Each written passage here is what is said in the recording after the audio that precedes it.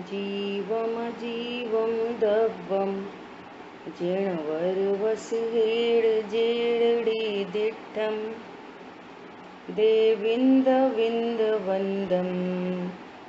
वन्दे तं सर्वदा शिरसा। द्रव्य संग्रही ग्रंथ तीसरे अधिकार में आखिरी में ध्यान की चर्चा के अंतर्गत अपने परम ध्यान की चर्चा हुई गाथा नंबर 56 में, और अपन ने गाथा नंबर 57 भी शुरुआत कर दी थी। देखो गाथा नंबर 57 पढ़ते हैं।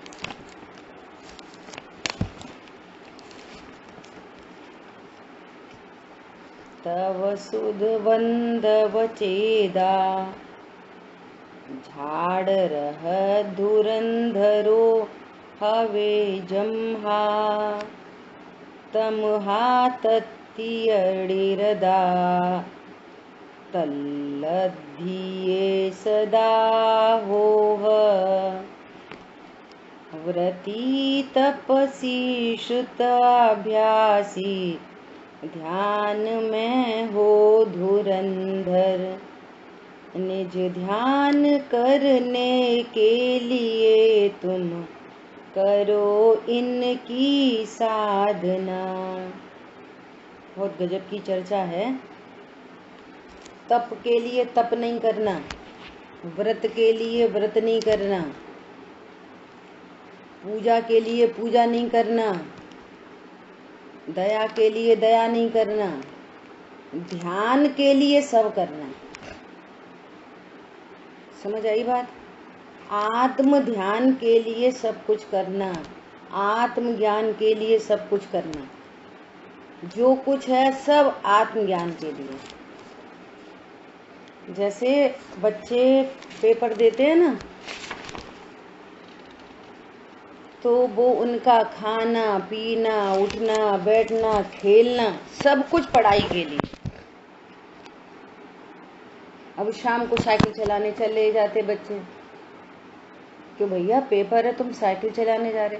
अरे हाँ, थोड़ा मूड फ्रेश हो जाएगा ना, फिर थोड़ा आके और अच्छे से पढ़ूंगा। साइकिल भी काय के लिए चला रहे? पढ़ने के लिए।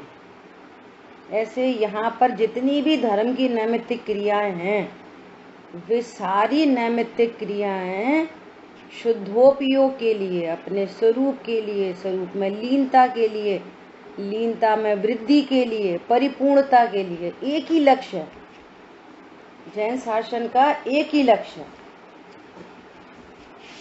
ठीक है, देखो एक बार अनुवाद पढ़ते हैं। अपनी चर्चा हो गई थी, व्रत तप आदि पे चर्चा हो गई थी, और अपन द्रव्य शुद्ध की बात सेकंड पॉइंट पे बात कर रहे थे, है ना? फिर भी एक बार अनुवाद पढ़ लेते हैं।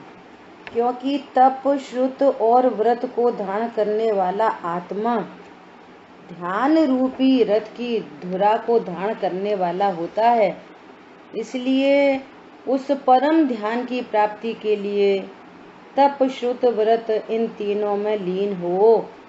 क्यों? यदि तप में लीन नहीं होगे, अतप होगा, तो अतप तो फिर पाप रूप परिणाम होएगा, है ना?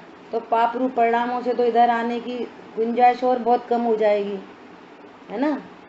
शुद्ध का अभ्यास करो, व्रत में लीन हो, काय के लिए? स्वरूप की प्राप्ति के लिए। इसलिए यहाँ पर अशुभ का निषेध किया जाता है, शुभ के लिए प्रेरणा की जाती है।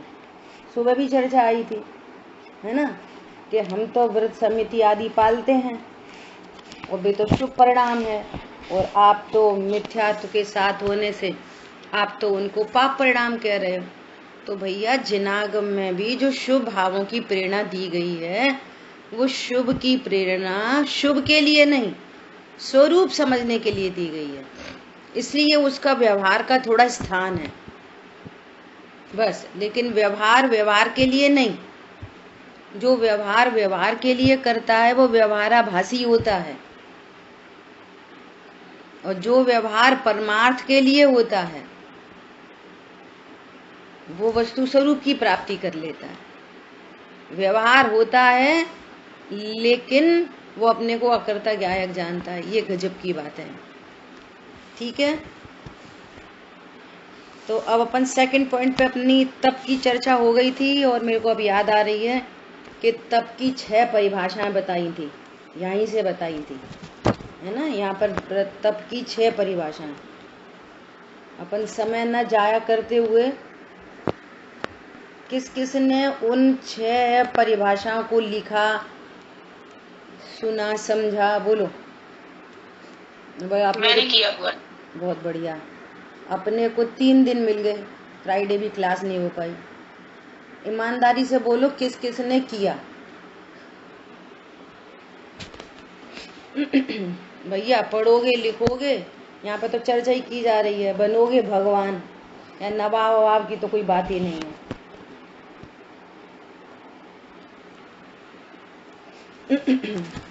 और ये तो धार्मिक क्लास है ना, तो यहाँ पर तो ऐसा भी नहीं है चलो भैया कान पकड़ के खड़े हो जाओ, क्लास से बाहर निकलो, ये सब भी नहीं हो सकता, है ना, क्योंकि इसमें हिंसा है। इसलिए अपना भला खुद से करो। बोलिए, जैन साहब कुछ बोल रहे हैं, आपने हैंड रेज किया था।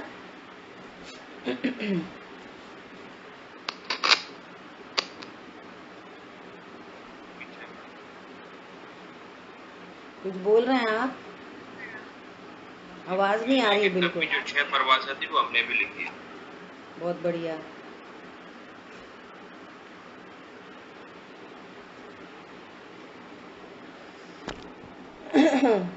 मीनल बहन जी, आपने क्या करा?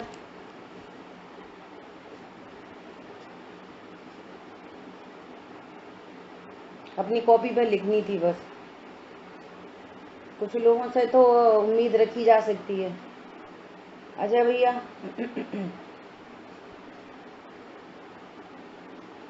नहीं लिख पाई थी। आवाज लिख लेना, ठीक है। पक्का। मधु बहन जी, आपने क्या किया 3 दिन?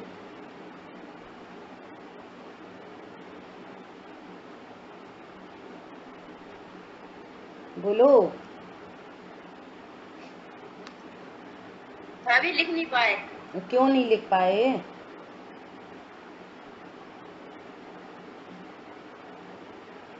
आवाज लिख लो ही। हाँ, अभी सुनेंगे तो लिख लेंगे फिर से। सुनेंगे। पिछली क्लास को सुनना, आज की क्लास में नहीं आएगी अब बात है। पिछली क्लास में सुनना, है ना। ठीक है। और 6 की 6 परिभाषा लिख के बताना। ठीक है। फालतू इधर उधर समय से अच्छा है भैया अपनी उन्नति में समय लगाओ सब लोग। निताशा जैन,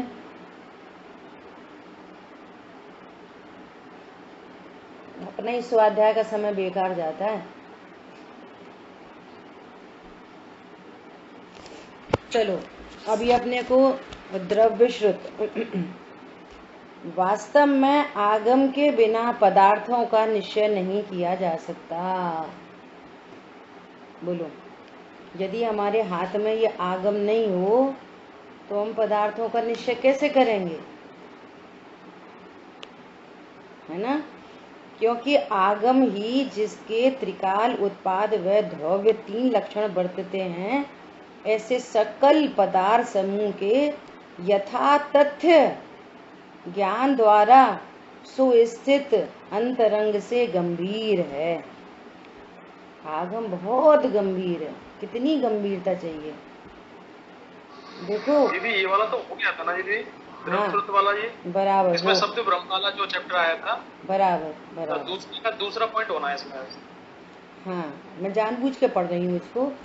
मैंने जानबूझ के अन्वयार्थ पढ़ा, रिकॉलिंग के लिए। थोड़ा टाइम ज़्यादा हो जाता है ना, अच्छी बात है आपको याद रह गया तो यहाँ पे क्या बात चल रही है? जिनागम का अभ्यास बहुत गंभीरता से करना चाहिए। बहुत गंभीरता से ये समझ लो, दुखों के अंबार हैं, अंबार, जहाँ इतनी सा थर्मामीटर लगाओ तो थर्मामीटर टूट जाए, लेकिन इतना लिमिटलेस दुखों का पार नहीं है ना। किसी आचार्य भगवान ने लिखा है, मेरे को नाम याद नहीं आ रहा है, दुखों का पार नहीं है, हम मंद बुद्धि हैं, हाथ तो भूल जाते हैं, जिद्दी भी हैं, काम पूरा नहीं करके देते, है ना, हम मंद बुद्धि हैं, और विषयों का श्रुत का तो पार नहीं है, श्रुत का तो पार नहीं है। कितनी जैन धर्म के शास्त्रों की कितनी होली जलाई गई, फिर भी देखो क्रमबद्धता, फिर भी देखो जीवों के भाग्य। बोलो क्यों? रहना है ना, अभी पंचम काल के अंत तक रहना है ना धर्म, तो सब कैसे जल जाती। किस प्रकृति में सहज निमित्त नैमित्तिक व्यवस्था बनी हुई है गजब की, तो भी इतनी वाणी रह गई कि जिससे हम अपना प्रयोजन भूत कार्य कर लें। कैसे कैसे ग्रंथ है, तिलोय प्रणति, त्रिलोक सार, हमने तो वो कितने सारे ग्रंथों के नाम भी नहीं सुने। वीर सागर जी भाई साहब डेली नया मंगलाचरण करते हैं, डेली, और पता नहीं किन किन ग्रंथों के नाम बताते हैं, किन किन आचार्यों के नाम बताते हैं, कि इतनी उम्र होने तक, आज मैक्सिमम समझ लो कि 15 साल से अगर अपन स्वाध्याय कर रहे हैं, तो हमने 15 साल में उन ग्रंथों का और उन आचार्य भगवान के नाम नहीं सुने। श्रुति का पार नहीं है, पार नहीं है। इतनी होली जलने के बाद भी आज हमारे पास इतने ग्रंथ विद्यमान हैं, और हम मंद बुद्धि हैं, सो हम पूरे ग्रंथ हम पढ़ भी नहीं सकते। जो पढ़े वो तो महाभाग्यशाली है। तो प्रयोजन भूत कार्य तो कर ही लेना चाहिए। ये ऐसे बड़े बड़े ग्रंथ नहीं पढ़ पा रहे, षटखंडागम ग्रंथ नहीं पढ़ पा रहे, तो लीस्ट टू लीस्ट पंच परमागम तो पढ़ने ही चाहिए हर व्यक्ति को। बिल्कुल ऐसी कमर कस लो कि ये मनुष्य भव इन पंच परमागम के बिना चला नहीं जाए, और एक बार पढ़े से कुछ नहीं होता। गुरुदेव श्री ने 19 बार तो सभा में वाचना की है समय सार जी ग्रंथ की। मोक्ष महाप्रकाशक जी आप 10 बार पढ़ोगे ना, तो 10वीं बार आपको भाव ग्रहण होगा कि ये क्या कहना चाह रहे पंडित साहब। इतनी गंभीरता चाहिए। हम तो पहली बार में ही इतने लापरवाह हैं। बोलो, मुझे तो बहुत भाव होता है, टू वे सिस्टम हो तो फिर कितना मजा आए, कितने भाव और खुल के आए। इसलिए अपन बार बार प्रेरणा ही कर सकते हैं, योग्यता तो जीवों की है। क्या बोल रहे हैं? मुमुक्षु को, हम तो मुमुक्षु हैं, स्वाध्याय करते नहीं, गंभीरता रखते नहीं, होमवर्क पूरा करते नहीं। मुमुक्षु को भगवान अरिहंत सर्वज्ञ से स्वयं जानकर कहे गए शब्द ब्रह्म में कि जिसका अनेकांत रूपी लक्षण प्रकट है, उसमें निष्णात होना चाहिए। देखो शब्द देखो कितने गंभीर हैं, निष्णात होना चाहिए। ये शब्द निष्णात वाला शब्द ये समय सार जी की 7वीं गाथा में की टीका में भी आया है। निष्णात शब्द, निष्णात होना चाहिए मतलब परफेक्शन होना चाहिए। शब्द ब्रह्म की उपासना इतनी गंभीरता से स्वाध्याय करना चाहिए। अभी नई फैशन चल गई है, हम तो काम करते करते सुन लेते, हम तो ऐसे ऐसे सुन लेते, ऐसे नहीं सुनी जाती जिनवाणी। जो आप गंभीरता से तो पहले स्वाध्याय करते हो, सामने ग्रंथ हो, यदि कोई प्रवचन सुन रहे हो तो सामने प्रवचन लगाओ, या ग्रंथ हो, डायरी हो, पेन हो। इतना काम कर लेने के बाद अब आपका समय कोई दूसरी व्यर्थ चीजों में जाता है, तो आप काम करते करते मैं स्वाध्याय लगा लो। देखो, दो बातें हैं। एक तो ये है कि हम प्रेस करने के टाइम पे क्लास लगा लेते। टाइम क्या है प्रेस करने का? टाइम है भोजन बनाने का। तो उस भोजन बनाने के समय में हम स्वाध्याय लगा लेते। एक तो ये है। दूसरा, आपके पास स्वाध्याय का कोई काल ही नहीं है, हम स्वाध्याय के काल में मटर छील लेते। ये तो महापाप है। दोनों में फर्क पड़ रहा है, काम तो दोनों में हो रहे हैं। एक तो ये वाली बात हुई कि हम भोजन बनाने के काल में भी स्वाध्याय लगा लेते, लेकिन हमारा अपना 2 टाइम 3 टाइम स्वाध्याय करने का, प्रॉपर स्वाध्याय करने का हमारा व्यवस्थित समय है। उस व्यवस्थित समय में से ये अलग से समय है, तब तो बात कुछ समझ में आती है। लेकिन हम स्वाध्याय ऐसे ही सुनते हैं, चलते फिरते उठते बैठते, कुछ समझ में नहीं आएगी। दोनों पॉइंट में अंतर, फर्क समझ में आ रहा है? हाँ, बर्तन लगाते लगाते क्लास लगा लेते, क्या समझ में आएगी?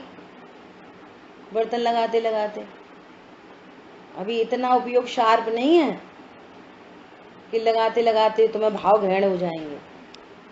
इसलिए बहुत जो लिख चुका है, पढ़ चुका है, अपना स्वाध्याय कर चुका है, उसको तत्व निर्णय की गंभीरता बन रही है, तो वो समय जो पाप परिणाम में चला जाए, किसी और भाव में चला जाए, उसको बचाने के लिए वो स्वाध्याय लगाता है। जैसे भोजन बना रहे हैं और कुछ कोई दूसरे भाव होंगे, उनसे बचाने के लिए चलो भैया क्लास लगा लो। ये तो कुछ एक उपाय कहा भी जा सकता है, परंतु तुम स्वाध्याय इस तरह से करते हो तो धोखे में हो, कुछ ग्रहण नहीं होएगा। ठीक है? क्या बोल रहे हैं कि अनेकांत रूपी लक्षण प्रकट है, उसमें निष्णात होना चाहिए, परफेक्शन होना चाहिए, क्योंकि पदार्थों के निश्चय के बिना, अपनी शुरू से चर्चा चल रही है, पदार्थ का निश्चय नहीं है, द्रव्य गुण पर्याय से अपने स्वरूप का पता नहीं है, शुद्ध पर्याय क्या है, अशुद्ध पर्याय क्या है, विकार कैसे होता है, क्या तत्व निर्णय की विपरीतता है, ये कुछ पता नहीं है, और सामायिक करने बैठ गए, ध्यान करने बैठ गए। नहीं हो सकता ध्यान, स्पष्ट लिखा है। देखो, एकाग्रता आप बनेगी नहीं बनेगी सविकल्प ज्ञान में। इस सविकल्प ज्ञान में तत्व निर्णय करने पर, उत्पाद व ध्रुव त्रिलक्षणा वस्तु का निर्णय करने पर चित्त धीरे धीरे धीरे धीरे एकाग्रता बनती चली जाती है। और ऐसा नहीं होता ना, तो उस जीव के बाहरी लौकिक जीवन में भी गंभीरता नहीं आती, लौकिक जीवन में भी गंभीरता नहीं आती। तब घर के लोग फिर ऐसा उल्टा सीधा बोलते हैं। गंभीरता नाम की चीज नहीं आती लाइफ में। कब आती है? देखो क्या बोल रहे हैं, चित्त एकाग्र नहीं हो पाता,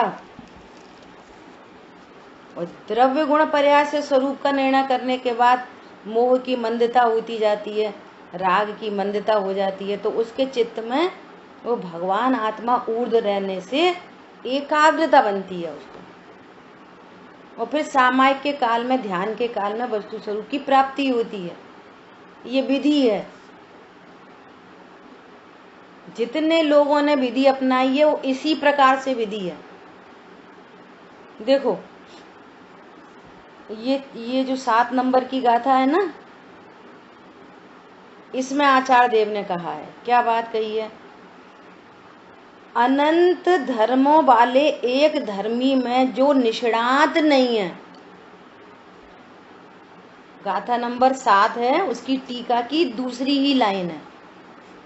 समयसार जी क्या बोल रहे हैं, अनंत धर्मों वाले एक धर्मी, यहाँ पे भी यही शब्द आया, अनेकांत रूपी लक्षण जिसको प्रकट नहीं है, जिसको ऐसे तत्व का निर्णय नहीं है, जो निष्णात नहीं है, ऐसे निकटवर्ती शिष्यों को धर्मी को बतलाने के लिए भेद करके धर्मों के द्वारा उपदेश दिया जाता है। जब तक उसको परफेक्शन नहीं है तब तक इसी प्रकार से भेद के द्वारा कि आत्मा किसे कहते हैं, आत्मा किसे कहते हैं कि जो मात्र जानता देखता है। तो अब तुरंत भेद खड़ा कर दिया, जानने देखने वाली तो पर्याय है, आत्मा थोड़ी है जानने देखने वाली। ये वाली बात भी जीवों को बहुत समय में ग्रहण होती है। अच्छा तो हम जानने देखने वाले भी नहीं। अरे तुम जानने देखने की शक्ति को धारती वस्तु हो, तुम महामहिम तत्व हो, जानना देखना तो पर्याय का काम है। तत्वार्थ समझ आई बात? तो भेद करके आचार्य भगवान हमको करुणा करके समझाते हैं, लेकिन हमें जानना किसको है? अभेद ज्ञायक को। मैं एक अभेद ज्ञायक हूँ, अभेद को समझना है।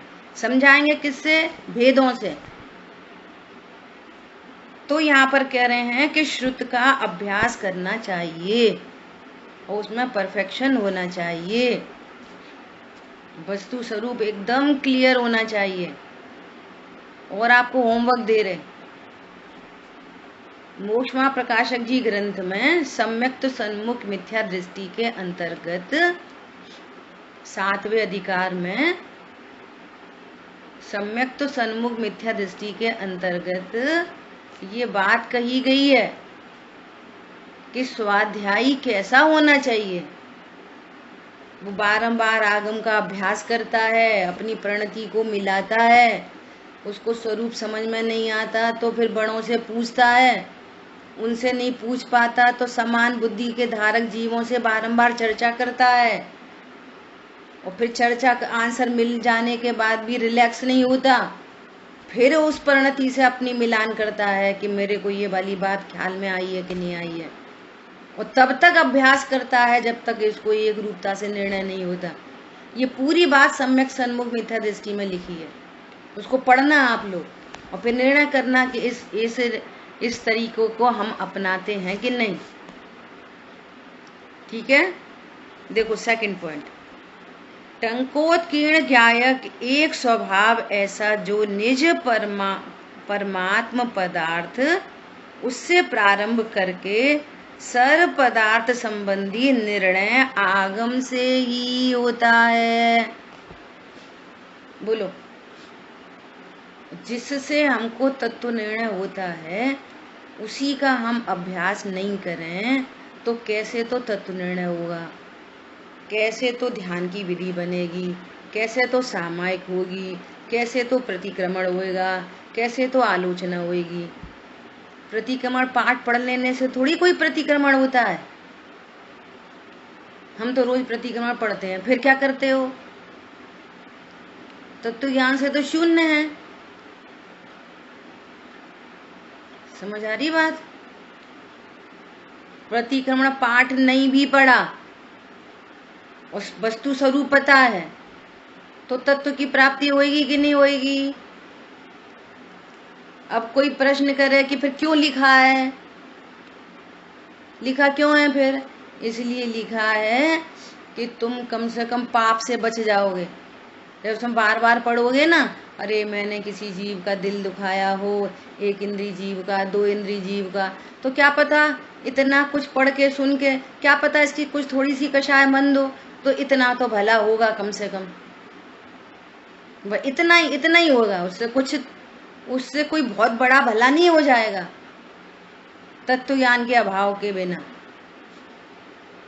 और कृतकृत्य नहीं, हम तो प्रतिक्रमण करते, हम तो आलोचना करते। यहाँ पे क्या कह रहे हैं? टंकोत्कीर्ण एक ज्ञायक स्वभाव ऐसा जो निज परमात्म पदार्थ है, मैं भगवान पदार्थ हूं। मैं मैं महामहिम पदार्थ हूं। उससे प्रारंभ करके, स्टार्टिंग फ्रॉम आत्मा। जैन शासन का छोटा आ कहां से? आत्मा, यहां से स्टार्टिंग है। पूजा स्टार्टिंग फ्रॉम आत्मा। आत्मा के बिना पूजा अधूरी है, पूरी नहीं है। स्वाध्याय स्टार्टिंग फ्रॉम आत्मा। गुरु उपासती स्टार्टिंग फ्रॉम आत्मा। दया स्टार्टिंग फ्रॉम आत्मा। आत्मा से प्रारंभ करके यहाँ जो कुछ है सब इधर आता है। यहाँ विश्व की सारी नैमित्तिक क्रियाएं धर्म की सब इधर से स्टार्ट होती हैं, यहीं से शुरू होती हैं, यहीं पे अंत होती है। ये समझना। तो तुम्हारे दुखों का जो अंबार है ना, पार, तो कहीं भी दुख किनारे लगेंगे, नहीं तो दुख किनारे नहीं लगेंगे। और ये मनुष्य गति बहुत थोड़े काल की है, कोई गारंटी नहीं है 2 दिन की भी, 10 दिन की, 1 महीना की, 1 साल की,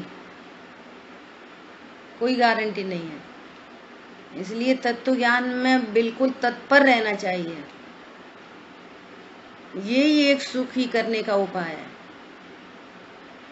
क्या बोल रहे हैं? कितनी गजब की बात कही है। एक टंकोत्कीर्ण ज्ञायक एक स्वभाव, ऐसा जो निज परमार्थ पदार्थ उससे प्रारंभ करके। देखो स्टार्टिंग कहां से करनी है? कौन बताएगा स्टार्टिंग कहां से करनी है? बोलो। निज आत्मा से। निज आत्मा से। आत्मा ज्ञायक स्वभाव से। ज्ञायक स्वभाव से। टंकोत की थे ज्ञान। इसके अलावा सब अधूरा है। इसके अलावा सब अधूरा है। सर्व पदार्थ संबंधी निर्णय आगम से होता है। सबका निर्णय कहां से होता है? आगम से होता है। देखो अपन ने तो सब लोग, कुछ लोग नए जुड़ रहे थे ना, तो अपन ने ये वाली द्रव्य संग्रह ग्रंथ लगाया। जो ब्रह्मदेव सूरी जी का ग्रंथ है ना, उनकी टीका है जो, वो तो बहुत ही, क्या कहना चाहिए, गरिष्ठ टीका है वो। उसमें पूरा निश्चय व्यवहार का स्वरूप से टीका की है। और जो जिनको निश्चय व्यवहार का स्वरूप नहीं पता वो टीका समझ नहीं सकते, इसलिए अपन ने ये ग्रंथ लगाया। और इस ग्रंथ की गजब ये है, दादा ने इतना उपकार किया है कि दादा ने इस ग्रंथ में बहुत सरलता से प्रयोजनभूत बातें सारी रख दी, अन्य ग्रंथों से कलेक्शन करके यहाँ पे रख दिया। ठीक है। जीव भेद, कर्म भेद प्रतिपादक आगम अभ्यास के उपरांत आगम पदों में सारभूत चिदानंद एक परम तत्व है।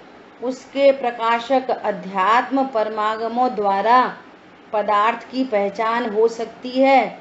इसलिए आगम परमागम का अभ्यास करना आवश्यक है। आवश्यक है आगम का और अध्यात्म का अभ्यास करना आवश्यक है। अब आगम और अध्यात्म में क्या अंतर है?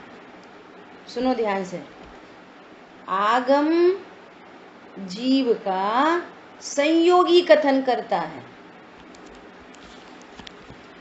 आगम जीव का संयोगी कथन करता है। कल पूछेंगे आगम अध्यात्म में अंतर। कैसा संयोगी कथन कैसा हो सकता है? ऐसा संयोग कथन हो सकता है शरीर सापेक्ष। शरीर सापेक्ष कैसा कथन है? 1 इंद्री, 2 इंद्री, 3 इंद्री, 4 इंद्री, 5 इंद्री, संगी असंगी, तरस स्थावर।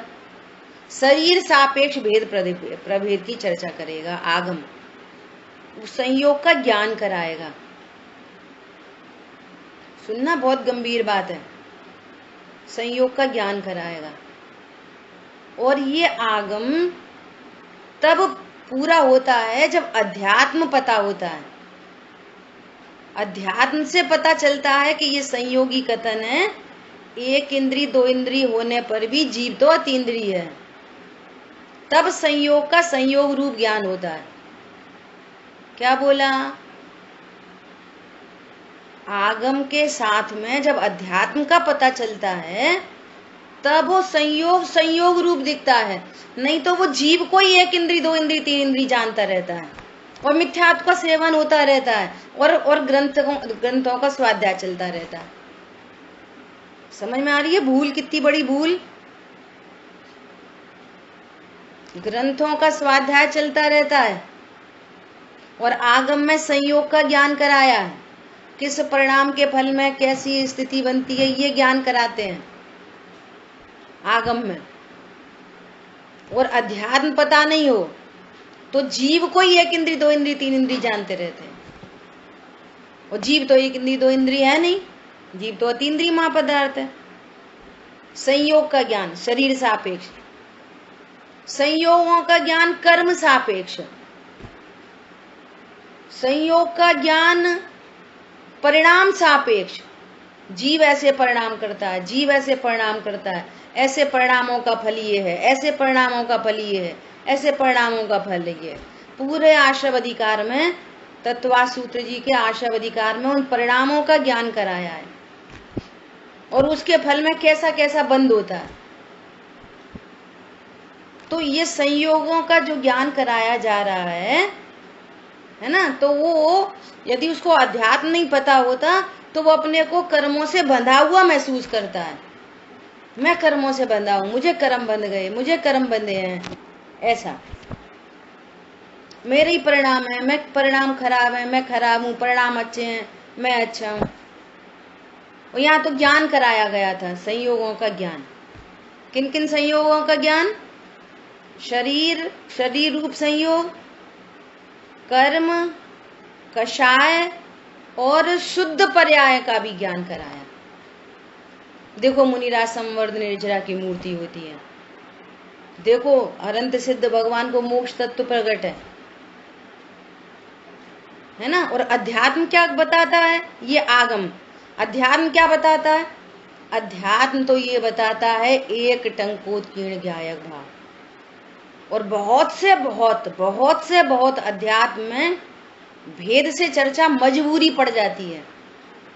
उसको बोलो ज्ञायक तो ज्ञायक ही रहता है तो कुछ समझ में नहीं आती, और ऐसा बोलो ज्ञायक जानता है, तो बहुत से बहुत भेद रूप सिर्फ ज्ञान से, जहां अकेला ज्ञान का अधिकार है वो अध्यात्म है। जहां अकेला ज्ञान का अधिकार है वहां अध्यात्म है। समझ में आ रही है बात? ये आगम और अध्यात्म में जमीन आसमान का अंतर है। ये संयोगी कथन करता है, ये एकत्व विभक्त आत्मा को बताता है। आत्मा शरीर से रहित है, शरीर शरीर के स्थान पर है, भगवान आत्मा शरीर से रहित है, भगवान आत्मा कर्मों से रहित है, भगवान आत्मा कषायों से रहित है, भगवान आत्मा विकार से रहित है, भगवान आत्मा शुद्ध पर्यायों से भी रहित है। ये होता अध्यात्म। अध्यात्म का ज्ञान होने पर संयोग संयोग रूप भाषित होते हैं, और अध्यात्म का पता नहीं हो तो संयोग संयोग रूप भाषित नहीं होते। वो जीव के साथ पर द्रव्य और पर भावों को अभेद करके देखता रहता है और मिथ्या दृष्टि बना रहता है। बहुत इंपॉर्टेंट बात आ गई है, बहुत इंपॉर्टेंट। किसको कितनी समझ में आ रही है वो ही जाने, लेकिन ये बात बहुत इंपॉर्टेंट है। बहुत अच्छा। और जब वो अपने को ये जानता है कि ओहो मैं तो भगवान आत्मा हूं, तो संयोगों का ज्ञान क्यों कराया? उल्टा क्वेश्चन, संयोगों का ज्ञान क्यों कराया? भेद से बात क्यों करी? ये ज्ञान कराने के लिए कि भगवान आत्मा को भूलने पर कषाय होती है। बहुत इंपॉर्टेंट चर्चा चल रही है, सब लोग बार बार सुनना। भगवान आत्मा के ज्ञान से रहित होने पर कषाय उत्पन्न होती है, तो ये कषाय नाम का संयोग क्रिएट हो जाता है। मैं भगवान आत्मा हूं ऐसा भूलने पर कषाय नाम का तत्व खड़ा होता है, कषाय नाम का संयोग क्रिएट हो जाता है, परंतु फिर भी भगवान आत्मा कषाय रूप नहीं होता। Very very important. और जब कषाय क्रिएट होती है तो कषाय फेवरेबल कंडीशन बनती है कर्मों के लिए, तो कर्म नामक संयोग खड़ा हो जाता है और भगवान आत्मा कर्म से रहित ही बना रहता है। गजब की बात है। और जैसे जैसे कर्म संचय होते हैं वैसी वैसी गतियों में वैसे वैसे शरीर को प्राप्त होता है, तो गति और शरीर संबंधी संयोग क्रिएट हो जाता है, परंतु भगवान आत्मा फिर भी शरीर रूप नहीं होता। ये अध्यात्म बताता है। क्या बोला? और जहां से ये बात शुरू हुई उसको लॉजिक से ये वाली बात पता चली, ओहो मैं तो त्रिकाली ध्रुव हूं, सदा एक रूप रहता हूं। अब ये मिटने चालू हो जाते हैं। अध्यात्म को नहीं जानते तो आगम खड़ा होता है, और अध्यात्म को जानते हैं तो आगम मिटना चालू हो जाता है। ये सॉल्यूशन है, वो ये कंक्लूजन है। ये अध्यात्म को भूलते हैं तो आगम खड़ा होता है, और अध्यात्म को जानते हैं तो आगम मिटना चालू हो जाता है। समझ में आई? आगम और अध्यात्म किसे कहते हैं, कैसे कैसे चीजें क्रिएट हो रही हैं और कैसे कैसे मिटती हैं। ये बहुत गजब की बात है। इसलिए तत्वार्थ सूत्र ग्रंथ में इन संयोगों का ज्ञान कराया, इधर से चर्चा की है। जीव अधिकार में जीव को बताया, तो कौन सा जीव बताया? मति, श्रुत, अवधि, मन, पर्य, दर्शन उपयोग, ज्ञान उपयोग, ये सारी चर्चा करी है जीव अधिकार में। तो समय सार जी के जीव अधिकार में अध्यात्म ग्रंथ में त्रिकाली ध्रुव भगवान आत्मा, ममति, श्रुत, अवधि, मन, पर्य, ज्ञान की चर्चा ही नहीं है। समझ में आ रही है जब ये आपको? वहां पर मति, शुद्ध, अवधि, मन, पर्य, ज्ञान की चर्चा ही नहीं है। एक भगवान आत्मा। वहां पर अजीब अधिकार में पुद्गल, धर्म, अधर्म, आकाश, काल की चर्चा की गई है, और यहाँ पर अजीब अधिकार में अनेक शरीर, वर्णादि, राग आदि से रहित भगवान आत्मा। वहां पर आश्रव अधिकार में आश्रव तत्व की चर्चा की है, परिणाम कैसे कैसे होते हैं, और यहाँ पर आश्रव से भिन्न भगवान आत्मा। सब में सारे अधिकार में भगवान आत्मा। यहाँ पर किस किस प्रकार का बंध होता है इसकी चर्चा की है, और यहाँ पर बंध से भिन्न भगवान आत्मा। यहाँ पर संवर निद्रा मोक्ष की चर्चा की है, और यहाँ पर संवर निद्रा मोक्ष से भी भिन्न भगवान आत्मा। ये आगम और ये है अध्यात्म। सो अपना दोपहर में अब आगम की चर्चा करेंगे और सुबह अध्यात्म चल ही रहा है। एक सुंदर कॉम्बिनेशन। आई बात समझ में? इसमें क्या चाहिए? परफेक्शन चाहिए। यदि आपको सुखी होना है तो इसमें परफेक्शन चाहिए, निष्णात होना चाहिए। आगम और परमागम का, ये वो आगम है और ये परमागम है, परम आगम है। सुन लो ध्यान से। जो लोग बहुत आगम का अभ्यास करते हैं, है ना, अध्यात्म के बिना वस्तु स्वरूप की प्राप्ति नहीं होगी। आगम यदि आत्मा का शरीर है तो अध्यात्म आत्मा का प्राण है, और प्राण के बिना कौन सा शरीर होता है? डेड बॉडी होती है। क्या बोला? अध्यात्म के बिना अकेला आगम शरीर है। उस आगम की सार्थकता अध्यात्म से होती है। अब ऐसे पंडित साहब ने लिखा है, मत देखो संयोगों को। संयोगों की बात बहुत है ना, अब ये अध्यात्म की बात है। मत देखो संयोगों को, कर्मोदय मत देखो। मत देखो पर्यायों को, गुण भेद नहीं देखो। इन सब का ज्ञान करा दिया। अहो देखने योग्य एक, ध्रुव गायक प्रभु देखो। कैसे देखें? हो अंतर्मुख सहज दिखता, अपना प्रभु देखो, आत्म प्रभु देखो। क्यों देखें? कि तुम्हारे सारे दुख मिटेंगे। देखत हो निहाल, अहो निहाल हो जाओगे। हम वहां घूमने जा रहे हैं, हम वहां खाने जा रहे हैं, हम वहां गिरने जा रहे, वहां मरने जा रहे, ये खरीद लिया, ये बेच लिया। निहाल नहीं हो सकते। विश्व में से एक कोई पर पदार्थ खड़ा करो और विश्व में से एक कोई प्रभाव खड़ा करो और ये सिद्ध करके बता दे कोई कि इसके आश्रय से कोई सुखी हो गया। सिद्ध करके बताए। और यहाँ अनंत ऐसे जीव दिखाए जाएं कि जिन्होंने भगवान आत्माओं ऐसा निर्णय किया और आनंद की धार चल रही है। और बोलो ऐसा ऐसा उपदेश देने पर भी, ऐसा स्वरूप समझने पर भी, तब फिर आचार्य भगवान ऐसी बात करते हैं कि कोड़ी को अमृत पान कराया जाए और वो नहीं करे तो भैया उसके अभाग्य की महिमा कौन करे।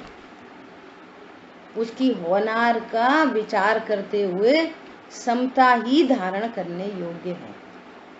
इतनी बात है। बहुत मतलब बहुत अधिक यहाँ पर प्रेरणा की जा रही है कि आगम और अध्यात्म का अभ्यास करना चाहिए। बहुत गंभीरता से करना चाहिए।